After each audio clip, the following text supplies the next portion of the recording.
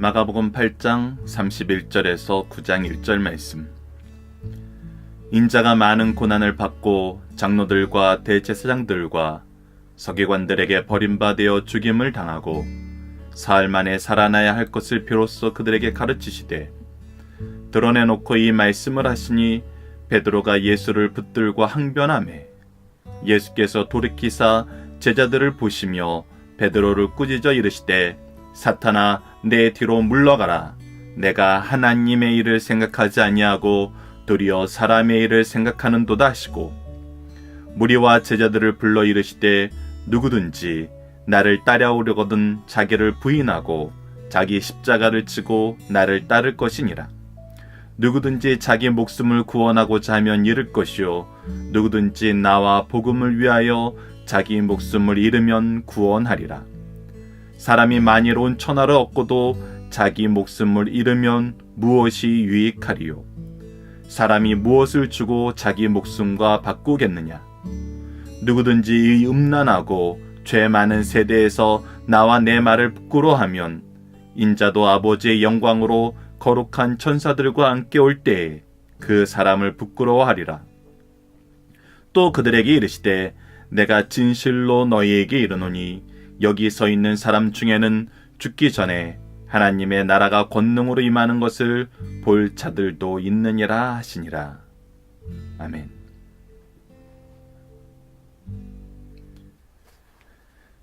안녕하세요. 승리한산 가족 여러분, 그리고 강성 성경연구원 여러분. 오늘은 마가복음 8장 31절에서 9장 1절 말씀을 바른 신앙 고백과 바른 성도의 길 두 번째 시간으로 함께 나누는 시간을 갖도록 하겠습니다.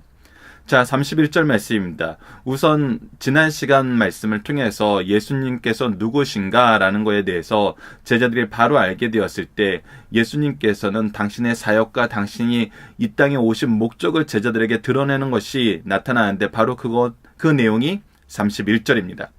예수님께서는 우리의 죄를 구원하시기 위해 이 땅에 오셨고 그의 능력 안에서 그가 참 하나님 되고 참 사람 되셔서 하나님의 영광 중에 하나님의 능력으로 이 땅에 오셨지만 죄가 없으신 몸으로 그가 우리를 위한 단번에 드려진 영원한 제사의 제물과 제사장으로 이 땅에 오셨음을 보여줍니다. 그래서 무엇을 당하냐면 많은 고난을 받고 버림받고 죽임을 당하게 된다는 걸 얘기합니다. 바로 예수 그리스도의 낮아지심에 대해서 얘기하시죠. 예수님께서 고난을 당하시는 이유가 뭐예요? 그분이 죄가 있으셔서 죄로 인해서 고난받는 것이 아니잖아요. 무죄하시고 하나님의 뜻을 따르시지만 사람들의 시기와 질투와 그들의 범죄함을 인하여 대신 고난을 받으세요.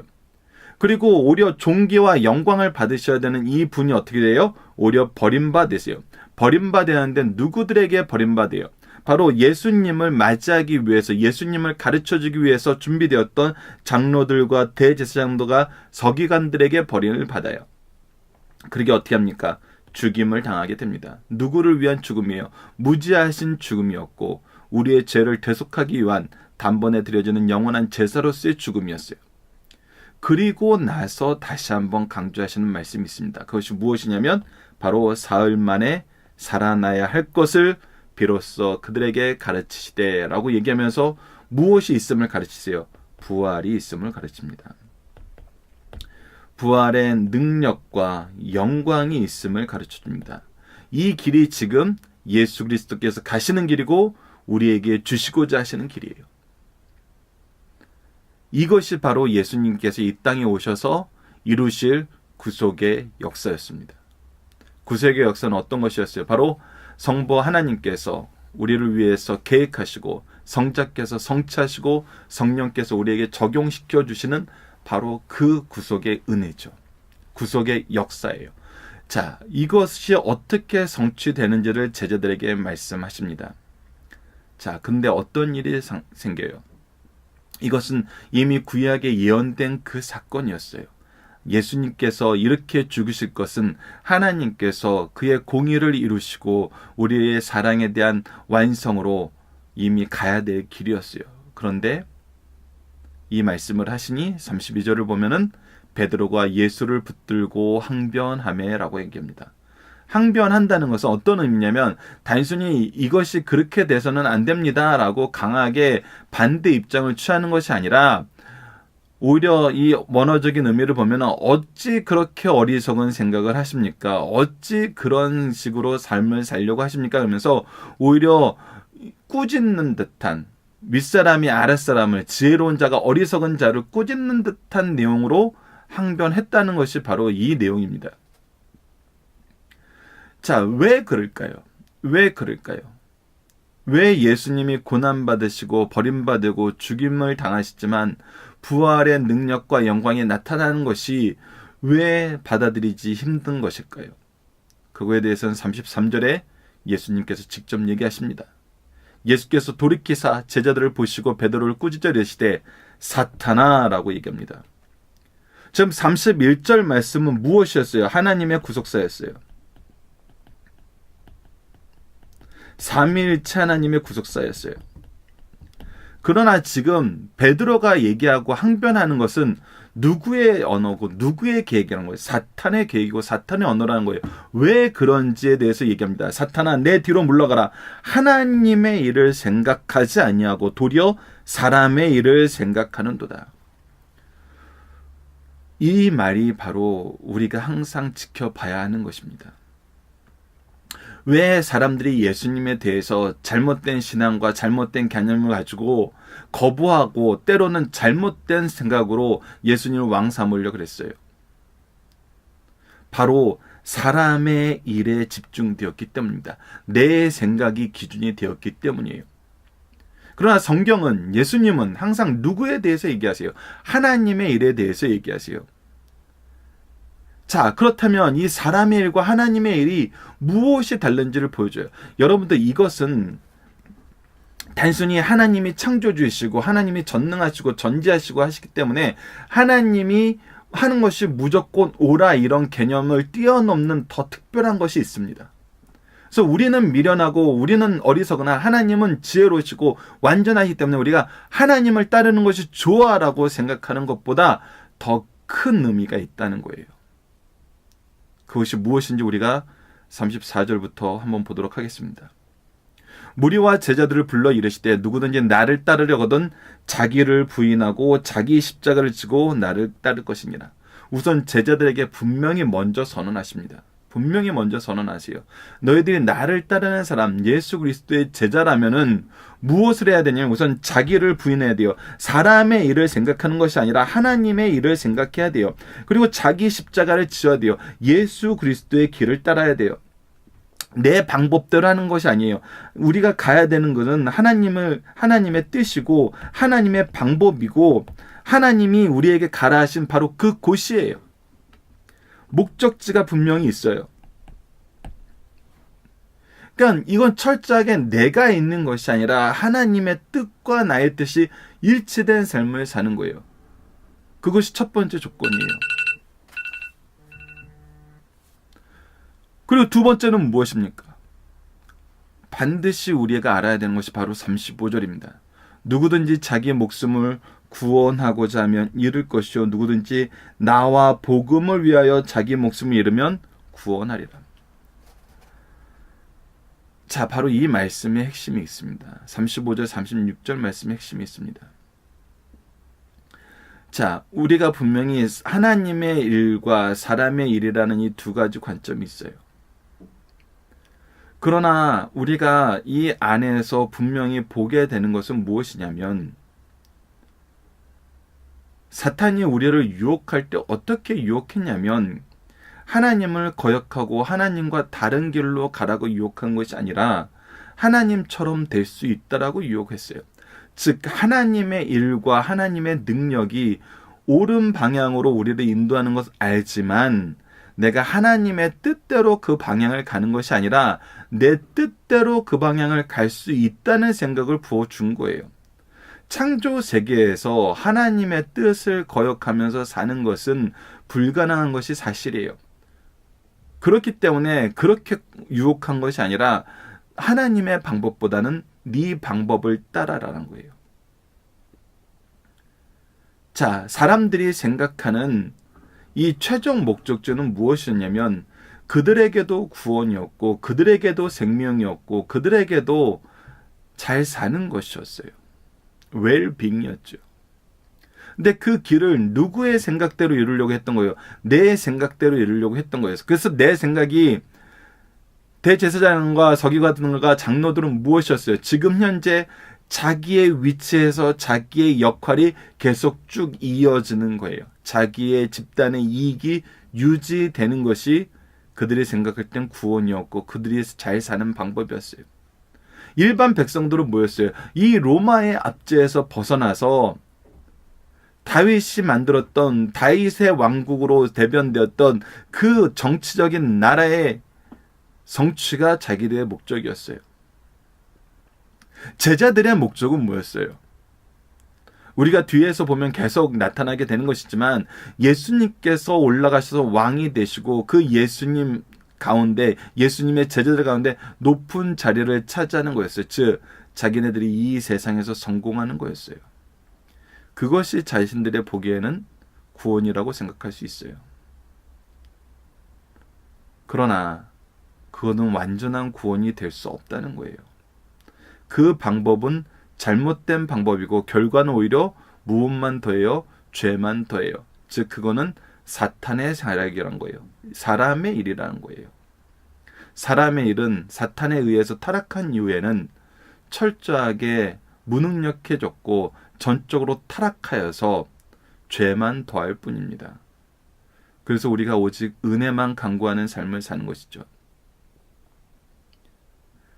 그런데 우리가 34절에서 얘기했던 것처럼 하나님의 뜻과 자기를 부인하는 것은 하나님의 뜻을 찾는 거예요. 자기 십자가를 짓는다는 건 바로 예수님의 방법을 따르는 거예요. 그리고 예수님이 가신 길을 가는 거예요. 목적지가 같아요. 그러면 어떻게 된다는 거예요? 구원을 얻는다는 거예요. 바로 예수님과 예수 그리스도의 복음에는 참된 생명과 참된 영생과 참된 축복과 참된 능력이 있는데 그 외에는 없다는 거예요. 이것이 바로 우리가 알아야 되는 구속의 지혜라는 것입니다. 우리가 동일한 것을 추구하면서 한 가정 안에서 한 교회 안에서 있다고 해서 다 동일한 것이 아니에요. 분명히 보십시오. 이스라엘은 하나님이 세우시고 선택하신 나라고 가나안 땅에 살고 있었어요. 현대 가나안 땅 예루살렘 이스라엘은 현대 교회로 대변되고 있잖아요. 그러나 예수님이 오셨을 때 어떻게 했어요? 그곳에 있는 사람들이 다 예수님 따랐나요? 우리가 착각하는 것은 무엇이냐면 우리가 가는 길이 세상 사람들과 다르고 우리가 추구하는 목적이 다르기 때문에 우리가 하는 것은 다 옳을 수 있다라고 생각하는 그런 오만과 그런 어리석음이 있다는 거예요. 예수님의 제자들도 그렇게 생각했고 장로들과 대제사장과 서기관들도 그렇게 생각했고 이스라엘 민족도 그렇게 생각했어요. 하지만 예수님의 복음은 무엇을 얘기하고 있어요? 그것이 하나님의 길과 다르다는 걸 얘기하고 있어요.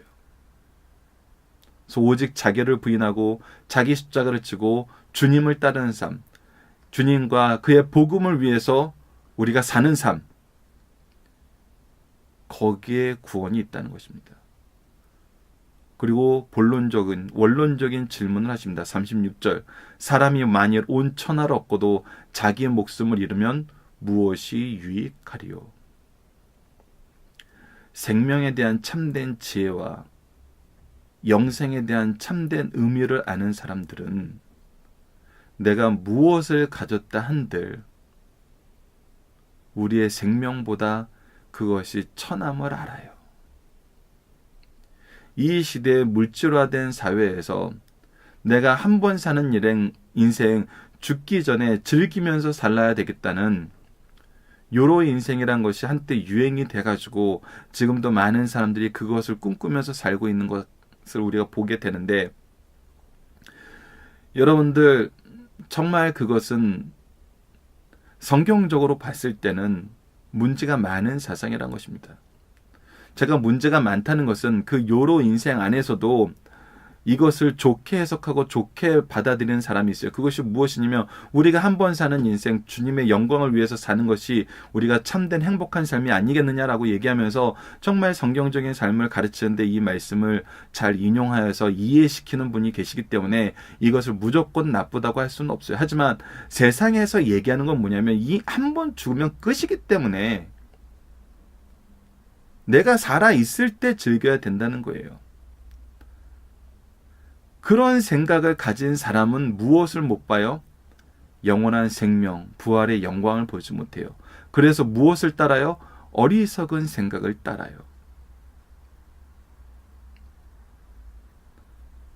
그건 어떤 유익도 없다는 것입니다. 36절에서는 분명히 그것을 설명해 줘요. 너희들이 생명의 의미를 알고 하나님이 우리에게 주시고자 하시는 영생의 능력과 그 사랑을 안다면은 우리가 무엇을 따라야 되는 것은 너무나 당연한 거예요. 사람이 무엇을 주고 자기 목숨과 바꾸겠느냐 했을 때 안 된다는 거예요. 자, 그래서 여러분들 우리가 조금 전에 얘기했던 것처럼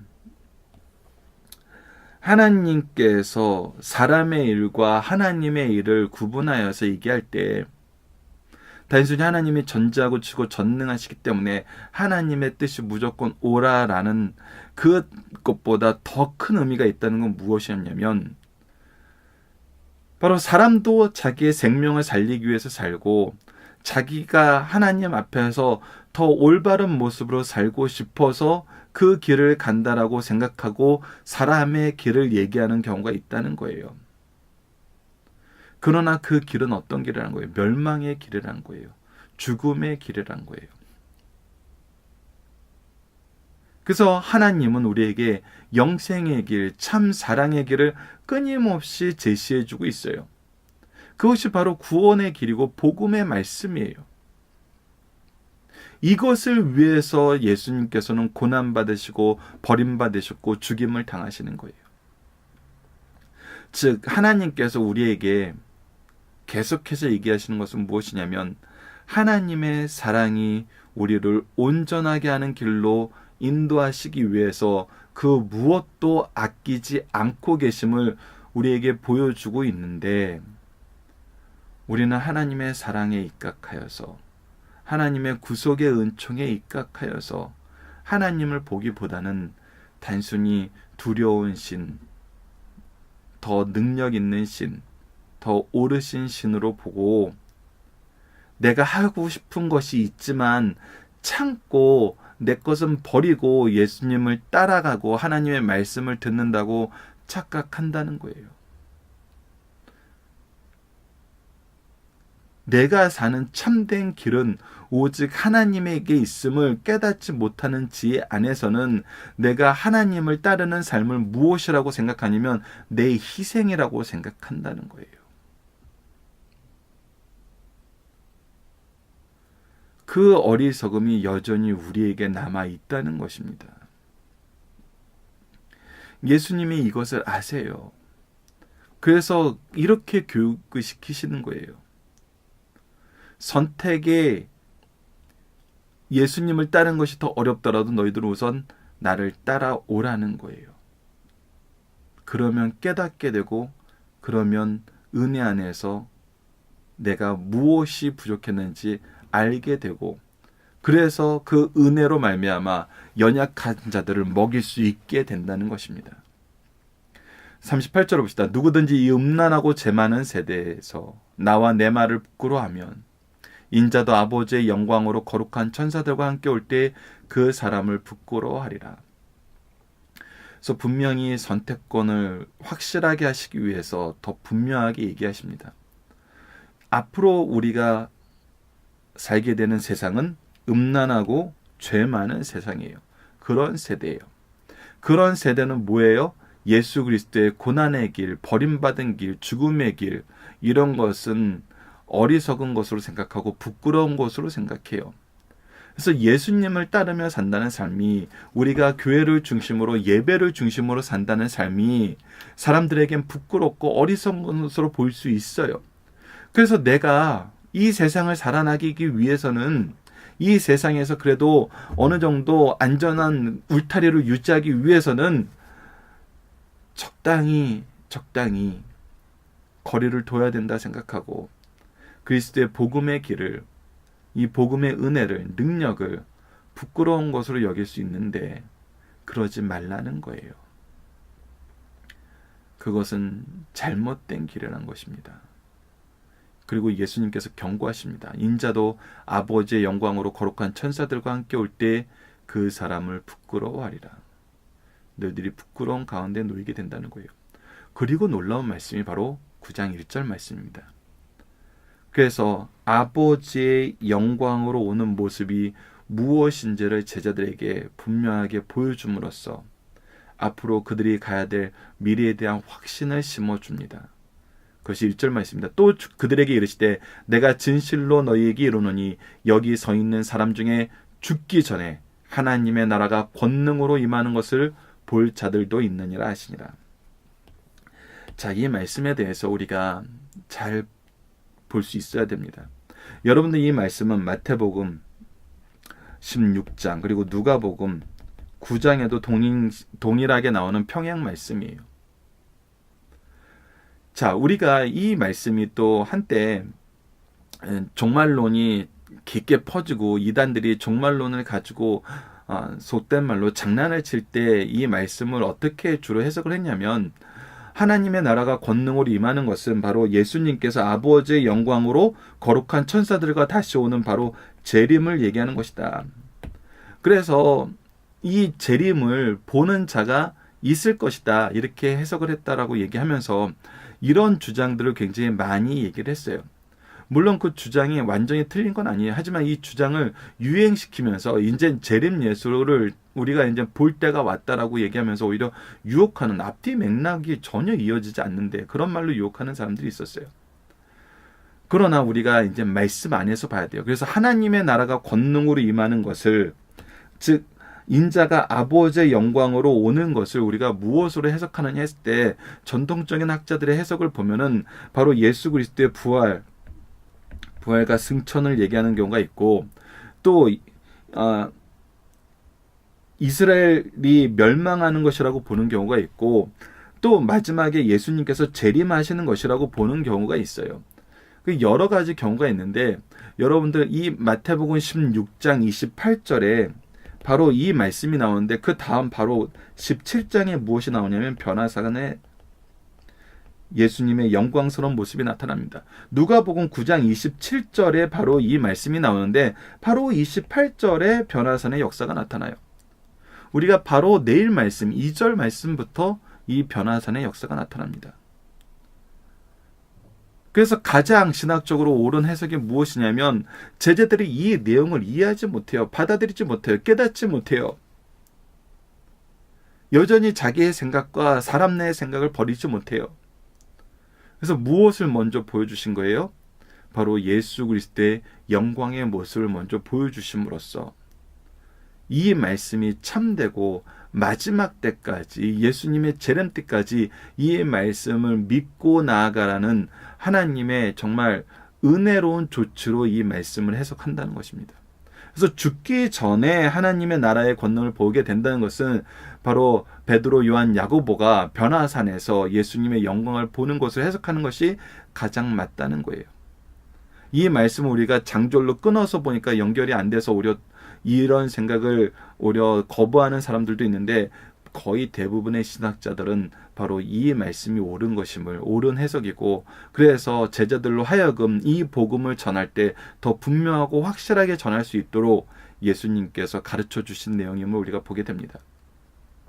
그래서 이 말씀은 여러분 변화산에서의 예수님의 영광임을 기억하시고, 이 부분에 대해서 또 이상한 말로 유혹하는 사람들이 있다면 그 부분은 여러분들이 철저하게 잘 구분해 주시길 부탁드립니다. 자, 그러면 본문 묵상하기를 보도록 하겠습니다. 항변하는 베드로를 주님은 어떻게 꾸짖습니까? 지금 무엇을 계속 못 보는 거예요? 하나님의 뜻을 모르는 거예요. 하나님의 일을 봐야 되는데 계속해서 사람의 생각을 따르는 거예요. 그것은 누구의 유혹이에요? 사탄의 유혹이고 사탄의 계략에 의한 거였어요. 자, 그러면 제자에게 성도의 삶에서 중요하게 생각되는 것은 무엇입니까? 바로 자기를 부인하는 것은 무엇만 보는 거예요? 하나님의 계획을 보는 거예요. 자기 십자가를 지는 건 뭐는 거예요? 예수님의 길을 따르는 거예요. 그러니까 하나님의 계획 안에서 예수님이 하셨던 그 방법으로 나를 따를 것이라는 건 뭐예요? 철저하게 하나님이 우리에게 주신 목적을 따르는 거예요. 그래서 계획과 방법과 방향에서 누구를 따르는 거예요? 하나님을 따르는 거예요. 예수 그리스도를 따르는 거예요. 이곳에 무엇이 있어요? 이곳에 생명이 있어요. 이것이 우리를 살리는 하나님의 뜻이고 하나님의 은혜라는 거예요. 여러분들, 불치병에 걸린 사람이 살고 싶어서 병원에 왔어요. 근데 병원에 와서 무엇을 따라야 돼요? 정말 이 분야에 있어 권위가 있고 확실하게 치료할 수 있는 능력을 가진 사람의 계획과 방법과 목표를 따라야죠. 거기에 생명이 있어요. 근데 그것을 거절하고 내 방식대로 내 뜻대로 한다는 것은 뭐예요? 내가 죽음의 길로 가는 거예요. 나는 그것이 사는 방법인 줄 알고 했지만 다 거짓되고 사기였던 것이라는 거예요. 오직 하나님이 우리에게 주신 방법만이 우리에게 생명을 주는 그 방법이라는 거예요. 그래서 이것은 부끄러워할 것이 아니라 오히려 우리가 자랑하게 되고 감사하게 되고 전하게 되는 것이에요. 이것을 제자들이 알게 된다는 것입니다. 그리고 우리가 사도행전을 통해서 보게 되는 것은 그러한 삶을 살아왔다는 것이었죠. 예수님은 무엇을 예언하시나요? 바로 이 영광을 보게 될 것을 예언해요. 그래서 예수님의 말씀이 참된 진리임을 제자들의 증언을 통해서 우리로 하여금 믿게 하신다는 것입니다. 믿음의 길로 인도하신다는 거예요. 자, 중심 사상을 하나씩 보도록 하겠습니다. 첫 번째는 주님께서 십자가를 지심으로 우리의 대속하심은 하나님의 공의로운 법칙이라는 거예요. 자, 이 구속사라는 것은 무엇이에요? 하나님의 공의로운 법칙에 의해서 이루어진 거예요. 그가 우리를 그냥 편하게 구원하시는 것이 아니라 철저하게 하나님의 공의 안에서 값을 치르고 우리를 하나님의 것으로 다시 회복시키셨어요. 그래서 이 구속사는 무엇이냐면 하나님의 지혜와 사랑의 결정체라는 것입니다. 그래서 철저하게 이것은 하나님의 사랑의 행동 안에서 우리에게 주어진 은혜예요. 이것을 구약 성경에 예언하셨고 이 예언을 성취하심으로 우리에게 이 은혜가 주어졌어요.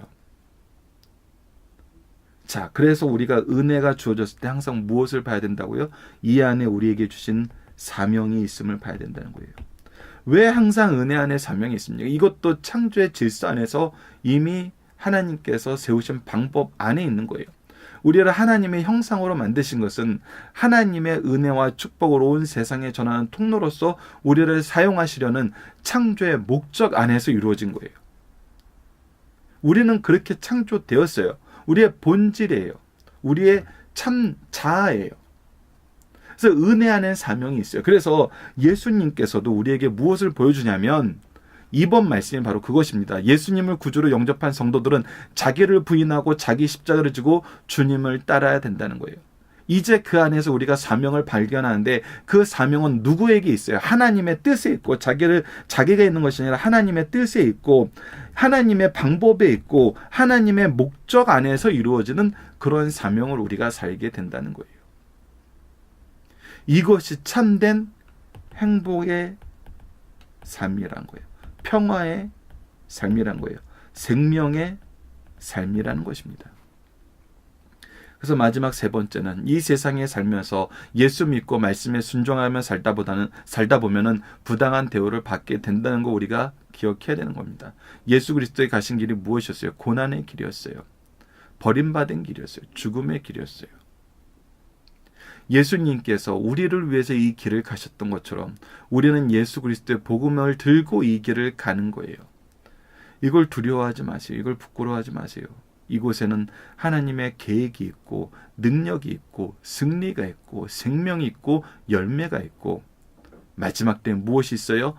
영광이 있다는 거 분명히 우리가 기억해야 됩니다. 이것이 우리가 가는 가장 아름다운 삶의 모습이라는 거예요.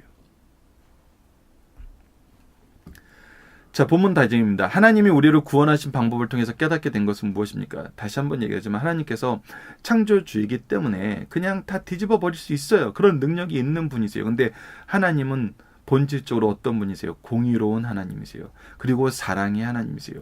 이 공의와 사랑이 인간의 제도 안에서는 충돌되는 것 같고 서로 상반된 것 같은데, 하나님께서는 이 공의를 완전히 이루시면서 사랑을 완성하시는 정말 지혜와 능력이 있는 분이었어요.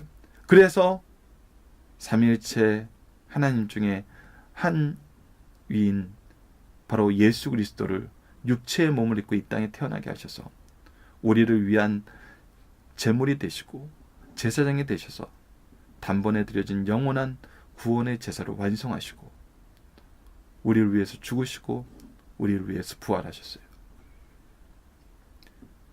우리는 하나님의 이 구원의 방법을 통해서 하나님이 얼마나 공의로우시고 지혜로우시고 우리를 사랑하는지 다시 한번 볼 수 있어야 됩니다. 우리를 사랑하는 것, 우리를 살리는 것은 우리로서는 불가능해요. 세상의 방법으로는 불가능해요. 그러나 하나님은 우리가 죄인 되었을 때, 우리가 그를 따르지 않을 때 이미 우리를 위해서 이 구원을, 이 사랑을 완성시키셨어요. 우리는 이것을 통해서 하나님을 볼 수 있어야 됩니다. 하나님이 약속한 행복은 어디 있습니까? 그래서 하나님이 약속한 행복은 어디 있어요? 예수 그리스도와 그의 복음에 있어요. 예수 그리스도와 그의 복음에 있습니다. 우리의 행복이 어디 있어요? 예수 그리스도와 그의 복음에 있습니다. 우리의 미래가 어디 있어요? 예수 그리스도와 그의 복음에 있습니다. 우리가 바라봐야 되는 건 무엇이에요? 예수 그리스도와 그의 복음이라는 것입니다. 적용합니다. 성도들은 어떻게 환난과 핍박 중에서 감사하며 승리할 수 있나요? 자, 이것입니다.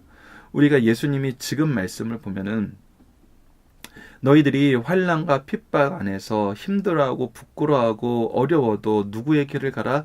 예수 그리스도의 길을 가라라고 얘기하시는 것 같았어요. 우리 수준이 아직 그 정도밖에 안 되기 때문에 때로는 강하게 예수 그리스도의 길을 가야 된다. 이것이 주는 상급이 더 크다. 이것 안에서 너희들이 영원한 생명과 부활을 누리게 된다. 이것만 얘기하심으로써 우리를 방향을 바꾸게 하시고, 그러나 우리가 방향을 바꾸고 그 안에 살다 보면은 그 안에 무엇이 있어요? 감사가 있어요. 그 안에 무엇이 있어요? 승리가 있어요. 나는 이 길을 가면 손해일 줄 알았어요. 근데 손해가 아니에요. 이 안에 하나님의 능력이 있고 하나님의 역사하심이 있고 하나님이 우리를 통해서 이루시고자 하는 열매가 있었어요. 그래서 그곳에서 우리가 무엇을 경험해요? 하나님의 영광을 경험해요. 이 지상에서 하나님의 영광을 먼저 경험하는 오히려 놀라운 능력의 길이 여기 있음을 알고 오히려 감사하게 되는 것입니다. 그리고 그 안에서 무엇해요? 이것이 내 능력이 아니었어요. 내 역사가 아니었어요. 내 열매가 아니었어요. 근데 하나님께서 나를 통해서 이것을 이루심으로써 하나님의 영광을 맛보게 하셨고 이것을 우리의 의로 여겨주셨어요. 그래서 우리가 어떻게 해요? 이 안에서 감사하면서 겸손해요. 그리고 항상 승리하게 되는 거예요. 하나님의 일에, 그리스도의 복음의 길에 패배란 없거든요. 이미 승리하셨고 이미 승리가 선포되신 확실한 길이에요. 이거 외에 확실한 길은 없어요. 이거 외에 다른 방법으로 승리할 수 있다는 것은 또 다른 유혹이라는 것입니다. 우리가 이 말씀을 알았다면 누구에게 먼저 전해야 될까요? 누구에게 먼저 가르쳐야 될까요? 바로 우리 주위에 있는 하나님께서 가족으로, 부모로, 자녀로, 친구로, 이웃으로 맡겨진 영혼들에게 우리가 먼저 이것을 가르치고 이 기준으로 살게 해야죠. 우리가 이 은혜를 함께 나눌 수 있는 우리 승리하는 삶 가족 여러분들, 그리고 강성 성경 연구원 여러분들 되었으면 합니다. 이번 주 공동 기도 제목은 다음과 같습니다. 하나님의 말씀인 성경과 성령의 인도하심 속에서 예수님에 대한 바른 믿음을 소유하며 전하는 제자가 되게 하여 주소서. 우리가 제자의 길을 갈 수 있게 해달라고 기도하고, 오늘 말씀을 통해서는 모든 성도들이 믿음을 굳게 하시는 하나님의 능력과 지혜와 보호하심과 승리의 역사 속에서 끝까지 믿음을 지키는 삶을 살게 하여 주소서. 우리가 믿음이 연약한 자를 비난하거나 그를 시험에 들게 해서는 안 돼요. 예수님께서 끊임없이 제자들을 이끄시고 새롭게 하시고 하나님의 길로 당겨주셨던 것처럼, 그래서 그의 영광까지, 우리 내일 말씀을 통해서 그의 영광까지 보여주셨던 것처럼 우리에게 주신 모든 것을 가지고 우리가 연약한 성도들을 끝까지 인도하는 그리스도의 제자된 삶을 살기를 다시 한번 기도하는 그런 시간이 되었으면 합니다. 감사합니다.